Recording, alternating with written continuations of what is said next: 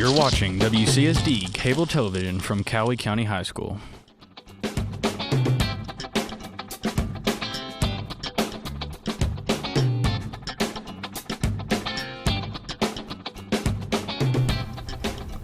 According to statistics, millennials are the most unchurched group of Americans, which is why many churchgoers believe youth ministry is a top priority in the church. According to Barna.com, nearly 59% of people who grew up in the church are walking away. I'm Chesley Wilson, and today we have joining us Patrick Marble, a youth minister at New Concord Church of Christ, who works with the kids and youth group there, to tell us more about it. So it's great to have you here. Thank you. So what do you think about that statement about unchurched group of Americans? It's actually kind of saddening to hear that. Growing up in the church and knowing a lot about it, I didn't really understand why people wouldn't want to be involved in it, but it's really kind of coming down to a lot of what today's culture is like. A lot of the technology, a lot of different things have a lot of different aspects on why that's happening. And I mean, I don't necessarily understand why, but I know that, in my line of work, I'm trying my best to do anything to make that percentage go up. And I hate that or go down. I hate that's what it's going to today, but I guess there's the reason I'm doing what I'm doing. Right. So what does it take to be a youth minister, like your mindset and maturity and faith? A lot of patience. When dealing with kids, there's a lot of patience. A lot of different ideas, a lot of different mindsets, a lot of different stereotypes with kids that you have to kind of evolve around, and you have to understand like how they think and how they feel. And just from you being in high school and me being in college, our cultural difference is a lot. There's a lot of change in between there, so trying to adjust to all that all the time, because I can't stay at one cultural level throughout my job because it's always changing. So I have to have a lot of patience, and I have to be understanding, and there's a lot of that going on. So yeah. It takes, and I know I've said patience a lot, but I'm trying to stress that. So you said something about the age gap. Do you think it's easier for you to connect to the high schoolers rather than someone older than you? Right now, I think so. I think that's why I chose to be in the spot that I am, because growing up, I had youth ministers I didn't have one particularly in my church, but growing up, there were some around me. And I knew that looking up, I wanted to be like those guys. I never looked above, like, to the dad level, like, you know what I'm talking about. But the older groups, the teenagers, you always look up to the person ahead of you. So me being the age I am is just right above the high school level. So being able to connect with you guys is a lot easier than connecting with someone of an older spot. Right. So what kind of schooling do you have to do to be a youth minister? Well, you really don't need any. That's the thing. But if you want to be proficient and if you're doing this job, you want to be the best you can be for the sake of everyone else. So I went to Freed-Hardeman, and I got a 4-year degree at doing it. But if you want to be in youth ministry, you can, and just like preaching and anything else, like, you don't necessarily need any education, but you also have to know what you're doing, and you have to be good at it if you want to succeed. Yeah. Do you think going there helped you personally? I would say so, yeah. And everything there is geared toward what I'm doing, whether it's the schooling, the studying, becoming personal with people. It's all pushing you to be better at what you're doing. So that school really did help me out. What does your job consist of? Like your schedule, certain things you have to do? Yeah, it really changes. There's not a day-to-day schedule that I have. You know, I like to wake up and listen to some Simon and Garfunkel and get my day going. And no, I'm just kidding. But especially with everyone being in school right now, summer is a huge part of my job, because that's when I'm around the youth the most. So week to week, we're at camps or service days. There's so many things that we do that I can't really even have office hours, because I'm either visiting or meeting with people. So to actually narrow it down to like certain things, I can't really do that. But I know a lot of my week is spent studying. I have to prepare classes. I have to preach sometimes. I have to have all these things ready. I have to be prepared. And a lot of times when I'm out and about, people ask questions. And if I want to know the answer to those questions, I have to be well-versed, and I have to know what I'm doing. So a lot of the time it's spent studying. A lot of the time it's with just meeting people or just being around people. So that's really kind of what my job entails, is just being around people. Yeah.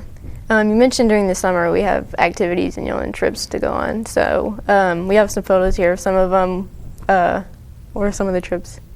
This right here is a basketball game, actually. Throughout the week, that's another things I do, because every night there's something going on. Basketball, baseball, soccer. I mean, you can't go any without being at a game. So right here is a couple of our youth group. Obviously, one of them's playing, and the others are just there supporting. And I like to show up at the games and let them know that I'm interested in what they're doing and support them. So that's what we're doing here. Oh. What are the pros and cons of being a youth minister, you think? Oh, the pros and cons. That's a good question. The pros is definitely what my job entails is pushing others toward Christ and showing them what it's like after we die and where we go. So a pro of that is if someone doesn't know about it, I'm in a spot to where I can let them know. Like, it's the best news that we can personally hear. And if I'm the one that can deliver that to them, that's definitely a pro.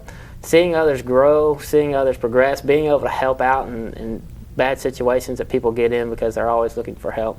And we're always seeking somebody to talk to. And I'm able to fulfill that role in a lot of times. So, I mean, I love that. And that's actually a pro and con, because when people are heartbroken, that's a con.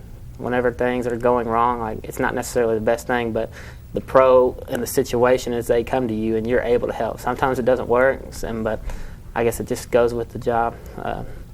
Other cons is when people don't necessarily give effort. Now, I know that's not necessarily my fault, but what I'm doing is I'm trying to spread something that's really good, and I'm not doing it for my own agenda. But when someone doesn't want to listen and they just don't care about what I'm very passionate about, that's kind of a con. So, I mean, and the pros and cons there are kind of wishy-washy. They change, but I would say definitely the pros outweigh the cons. Yeah. So would you really call it a job? Like, do you like it that much? Yeah, I really do.